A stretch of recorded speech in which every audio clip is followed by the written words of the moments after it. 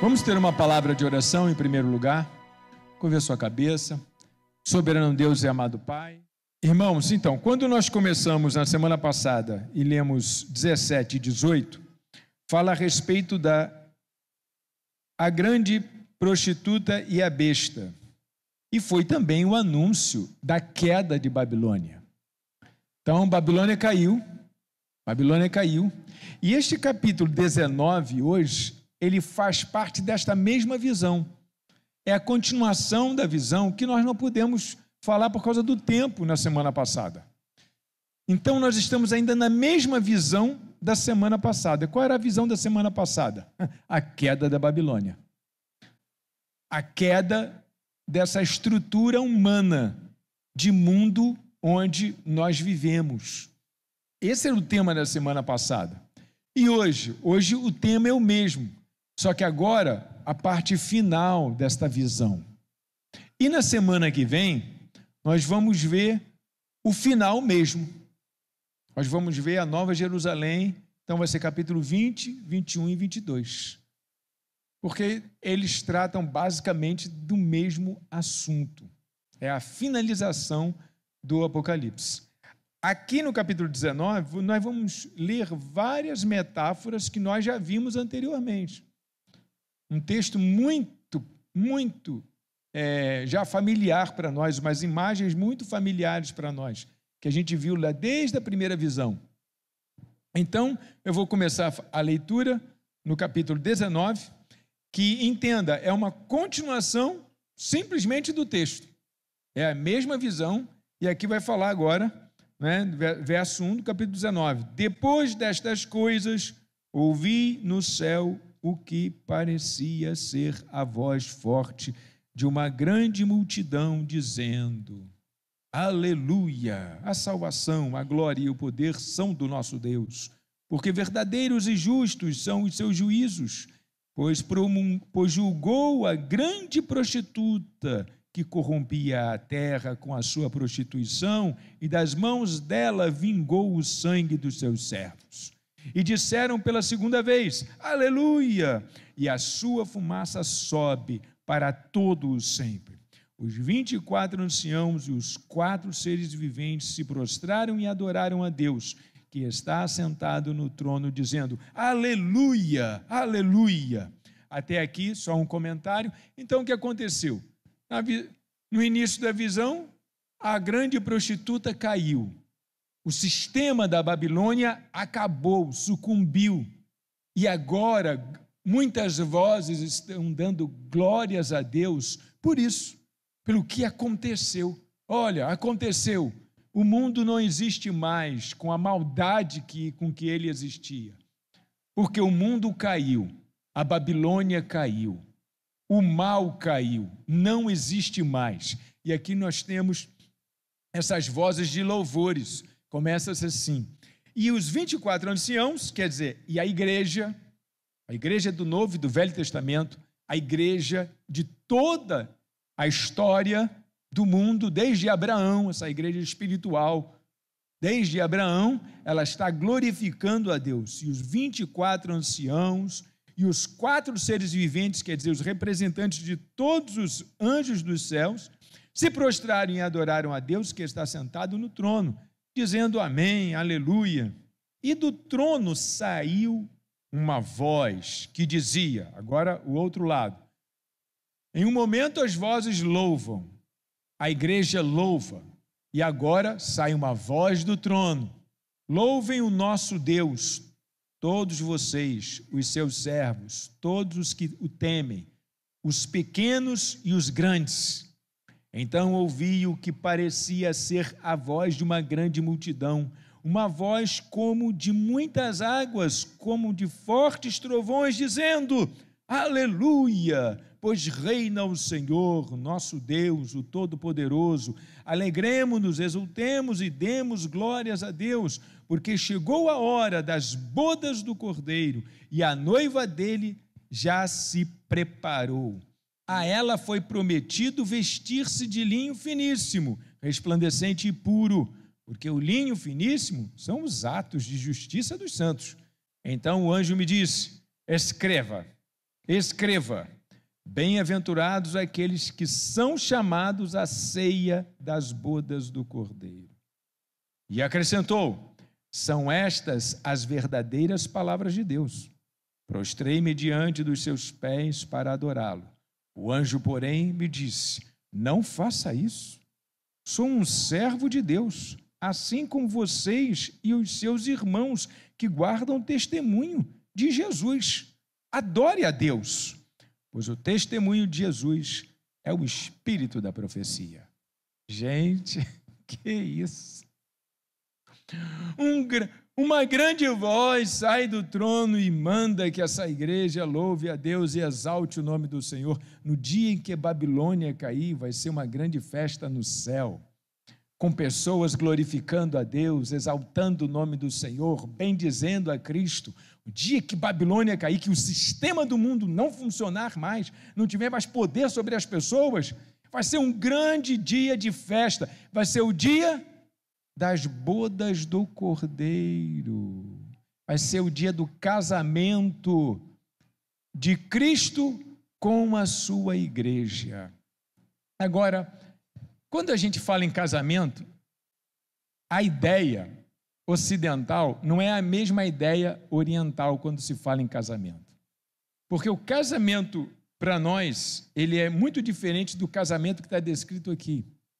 Quando a Bíblia traz casamento, ela está trazendo casamento dentro daquela estrutura oriental, que não é a mesma estrutura nossa. E aí a gente entende o projeto da obra do Senhor por completo. Porque um casamento hebraico, né? O casamento dos hebreus, ele se dava da seguinte forma: primeiro, as famílias faziam o contrato matrimonial. Primeiro a filha era prometida, tal, e os filhos eram prometidos, eram dados um ao outro em casamento. Ali foi realizado o casamento, mas olha que coisa estranha, eles não vão viver juntos ali. Já estavam casados ali, não podiam mais se afastar daquele destino. Então as famílias entregavam os filhos uns aos outros, tinham um contrato matrimonial ali. Depois o que acontecia é que o noivo, ele pagaria um dote, eu trabalharia, ou seria o dote em dinheiro, ele pagaria um dote, exatamente naquela estrutura do casamento de Jacó. Houve um acordo, ele pagou o dote, casou com a filha. E depois que ele paga o dote, depois de um tempo, esse noivado perdura aí vem a festa da boda do casamento. Olha que coisa interessante, né? Se fosse assim hoje, né, o mundo ocidental seria tão diferente daquilo que a gente faz. Porque, na verdade, ele não faz assim. As pessoas namoram, né, a revelia de vontade de pai e mãe, e se achar que deve, casa. E os pais não metem mais a colher nisso há muito tempo. E é assim que funciona.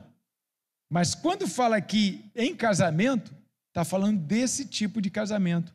Isso faz, irmãos, muito sentido. Porque a aliança foi estabelecida lá atrás, quer dizer, o contrato. O Cristo pagou o dote. Ele pagou para ser o noivo. Ele pagou pelo casamento. E a igreja espera o dia das bodas, o dia da festa, o dia da ceia. Olha que houve uma ceia lá, ó. Bem-aventurados são aqueles que são chamados à ceia das bodas do Cordeiro. Então, nesse dia aqui, é o dia do casamento da noiva, quer dizer, da igreja com Cristo. A promessa já foi feita lá atrás, o acordo já foi feito lá atrás, o dote já foi pago, a gente só está esperando o dia do casamento chegar. É isso que está escrito aqui. E aí você está vendo como é que vai ser esse dia. Um dia cheio de louvor, cheio de adoração. Vou pegar da metade do verso 9. São estas as verdadeiras palavras de Deus. Prostrei-me diante dos seus pés para adorá-lo. Ah, sim, agora aqui tem um anjo, né? O anjo diz isso, chega e fala assim, E aí João aí se prostra diante do anjo para adorar o anjo. Olha só que imagem fantástica. O anjo diz: espera aí, está se ajoelhando diante da pessoa errada. Eu sou conservo teu. Você não pode se ajoelhar diante de um anjo. O anjo, porém, disse: não faça isso, sou um servo de Deus, assim como são você e seus irmãos que guardam o testemunho de Jesus. O anjo se igualou a nós, irmão. Não faça isso. Eu sou um servo, assim como você é servo. Adore a Deus. Olha o grande aprendizado de João e para toda a igreja nessa hora.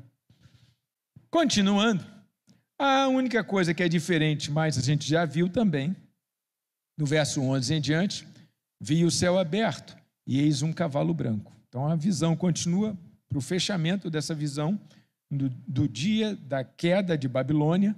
Vi o céu aberto e eis um cavalo branco. O seu cavaleiro se chama Fiel e Verdadeiro, e julga e combate com justiça. Os seus olhos são como chamas de fogo. Na cabeça dele há muitos diademas. Tem um nome escrito que ninguém conhece, a não ser ele mesmo. Está vestido de um manto encharcado de sangue, e o seu nome é Verbo Divino. Verbo de Deus, perdão. Os exércitos do céu o seguiam, montados em cavalos brancos e vestidos de linho finíssimo, branco e puro. Da sua boca sai uma espada afiada, para com ela ferir as nações. Ele mesmo as regerá com cetro de ferro, e ele mesmo é o que pisa o lagar do vinho da fúria, da ira do Deus Todo-Poderoso. Até aqui, olha para mim. Todas essas imagens já vimos. Os olhos dele é como chamas de fogo. São olhos penetrantes. Aqui está descrevendo o capítulo 2 do Apocalipse, o Cristo, a visão do Cristo glorificado. É com esse Cristo que as pessoas se encontrarão no céu. Esse é o Cristo. Não é o Jesus da Palestina, bonzinho e maravilhoso, que fez um monte de milagres. Ele fez os milagres na Palestina porque ele mesmo disse: se não houver milagres, eles não crerão. Precisa de haver milagres. Mas lá do outro lado, para onde a gente vai, na vida eterna, quando nós chegarmos no céu, é com esse Cristo que nós vamos nos encontrar, com o Cristo Rei, com o Cristo Deus, com o Cristo que veio para julgar, dar o castigo que o mal merece. É este Cristo com que vamos encontrar. Então, aquela descrição do Cristo glorificado, ela se repete aqui. No verso 16, no seu manto e na sua coxa está escrito um nome: Rei dos Reis e Senhor dos Senhores. Então, vi um anjo posto em pé no sol. Ele gritou com grande voz, dizendo a todas as aves que voam pelo meio do céu. Veja bem, nós começamos essa visão dizendo que a Babilônia caiu. A Babilônia caiu, a Babilônia caiu. E agora a gente vai ver como é que, vamos dizer assim, caiu diante de quem? Caiu diante do quê? Ele gritou com voz forte, dizendo para todas as aves, a todas as aves que voam pelo céu: venham, venham, reúnam-se para a grande ceia, para comer carne de reis, carne de comandantes, carne de poderosos, carne de cavalos e de seus cavaleiros, carne de todos, quer livres, quer escravos, tanto pequenos como grandes. Quer dizer, não vai para o inferno só gente rica, vai para o inferno gente pobre também. Todos, pequenos e grandes, todos, os livres e os escravos, todos, governantes e não governantes, todos, Ele conclama as aves dos céus, os abutres do céu. Lógico que isso é uma linguagem figurada, isso é uma linguagem simbólica para falar da destruição do mal, da destruição dessa Babilônia. E vi a besta e os reis da terra com os seus exércitos, reunidos para fazer guerra contra aquele que estava montado no cavalo e contra o seu exército. Uau, meu Deus! Esse dia também é um dia de resistência. O mal também vai oferecer a sua resistência. Mas a besta foi presa, e com ela foi preso o falso profeta, que com os sinais feitos diante da besta, seduziu aqueles que receberam a marca da besta e eram os adoradores da sua imagem. Meu Deus do céu, olha o que aconteceu. A besta foi presa logo de cara. E quem é a besta? E a gente já viu quem é a besta. Figuradamente, a besta são os governos deste mundo, o sistema humano, o sistema político humano, os poderosos, aqueles que estão à mercê de Satanás. Esses de cara foram presos. O falso profeta, quer dizer, a falsa igreja, ela também foi presa. Os dois foram lançados vivos dentro do lago de fogo que queima com enxofre. Os outros foram mortos com a espada que saía da boca daquele que estava montado no cavalo. E todas as aves se fartaram das suas carnes. Descreveu a última batalha de Cristo e a besta, de Cristo e a meretriz, de Cristo e o sistema desse mundo. Está sendo descrito aqui no final desta visão, em que fala a respeito da queda de Babilônia. É para você ficar com medo? Bom, eu acredito, irmãos, que se você está em Cristo, está com medo de quê? Qual o medo disso? Está em Cristo, está no Senhor. Ontem eu conversava com uma pessoa aqui na igreja que tinha estado conosco em um dos eventos de casais, tal, muitos anos atrás, mais de 20 anos atrás. E ela estava me falando, e falou muito bem da gente, falou muito bem da igreja, falou muito bem, muito bem, muito bem, muito bem, muito bem, muito bem. E eu perguntei, em qual igreja o irmão está? Ele falou assim, não, irmão, a gente não está em nenhuma igreja, mas nós gostamos de todas elas. Aí no painel da minha mente acendeu uma luz vermelha. Pá, pá, pá, pá, pá, pá. Opa! Ele não está em nenhuma igreja, mas ele ama todas elas. Eu acho o trabalho da Nova Vida muito bom, da Batista também, da Presbiteriana, tal, não sei o quê, eu visito todas elas. E eu aí falei para ele, meu querido, eu acho muito legal essa tua forma de pensar a igreja. Acho interessante essa forma de pensar a igreja. Inclusive porque existem muitas pessoas dentro da igreja que não serão salvas. Ele olhou para mim, é mesmo, tal, é mesmo. Eu falei, na igreja tem todo tipo de pessoas dentro da igreja.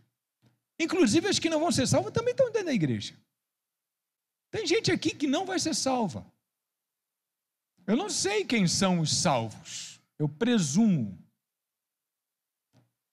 E a igreja é um misto muito grande de pessoas. E eu compreendo a sua resistência com a igreja por causa disso. E ele aí me deu toda a razão. Mas aí eu também disse para ele, por outro lado, todas as pessoas salvas, com certeza, elas estão dentro da igreja. Não há como ser salvo, irmão, e estar fora do contexto de uma igreja. Vou explicar a você por quê. Para você não pensar que eu sou uma pessoa radical, tal. Não há como ser salvo e estar fora da igreja. Por quê? Porque Jesus, ele quando veio, o que ele fez? Ele reuniu. Ele ordenou que andassem juntos. Ele promoveu uma mesa para que andassem juntos. Ele disse: façam isso em memória de mim. Para eu fazer isso em memória, eu tenho que estar junto. Ele disse: permanecer em Jerusalém até que do alto sejam revestidos de poder. Para quê? Para que vocês possam realizar a grande obra do ID. Ser um cristão é ser um compromissado com a obra do ID. E, sinceramente, como é que você faz esse ID na sua vida?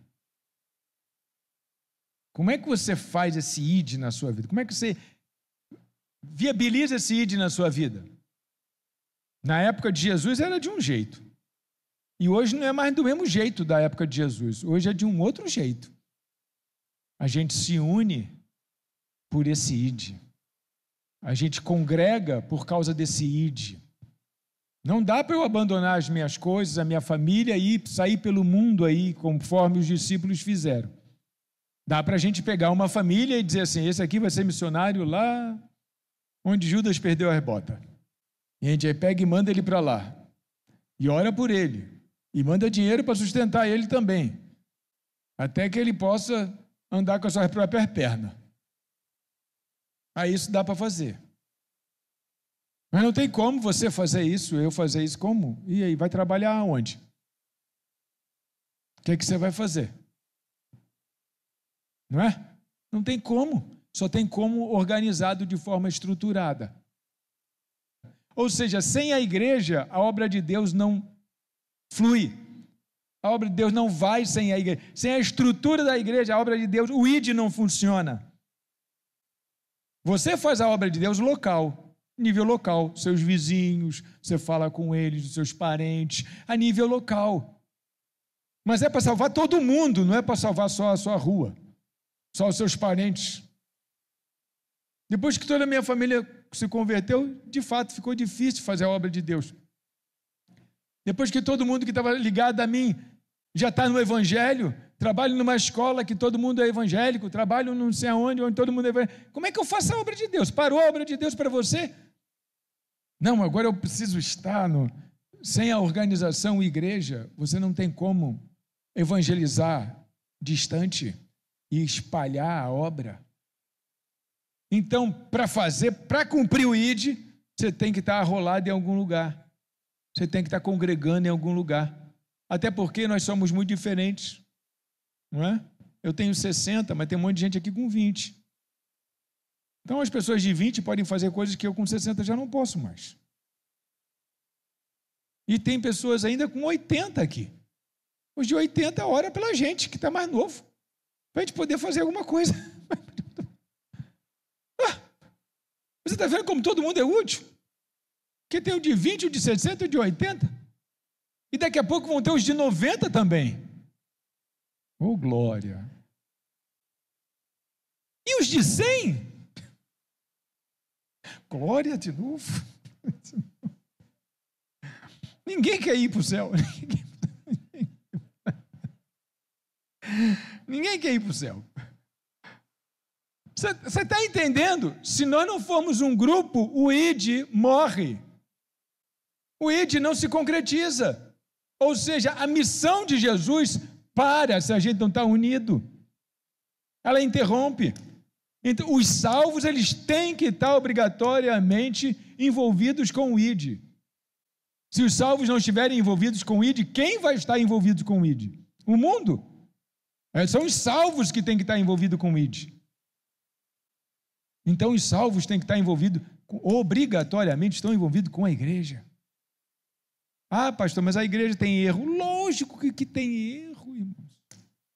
Pastor, não é perfeito, eu vou errar muito. Eu vou errar com você qualquer hora dessa.